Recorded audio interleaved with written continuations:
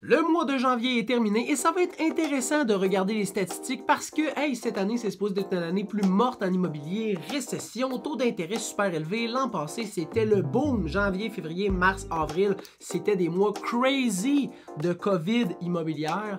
Donc, analysons le mois de janvier 2022 contre le mois de janvier 2023.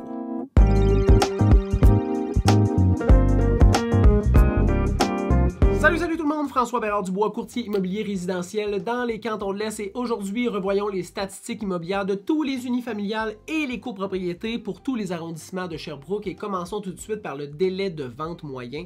L'an passé, en janvier, ça prenait 42 jours vendre une propriété et cette année, 41 jours. Et c'est une des municipalités qui est le plus rapide en termes de délai de vente moyen. En termes de nombre d'inscriptions en vigueur, il y en avait 160 en janvier l'an passé et 249 en janvier 2023. Une nette augmentation de l'inventaire disponible pour les acheteurs potentiels. Au niveau du prix de vente versus le prix affiché, là, la première fois que ça a été affiché sur Centris, on parlait de 102% l'an passé et 99% en janvier 2023. Ça veut dire qu'en moyenne, tu mets ta maison à 300 000, tu vas la vendre 1% de moins, fait que 3 000 $ de moins, donc 297 000 dans ce scénario-là, ce qui est encore excellent parce que les valeurs des propriétés ont été relativement assez excellente en janvier 2023 et revoyons justement le prix de vente médian. L'an passé, 302 000.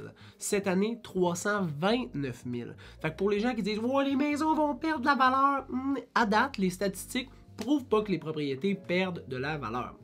Au niveau du nombre de ventes effectuées en janvier 2022, on en avait 97 et 65 en janvier 2023.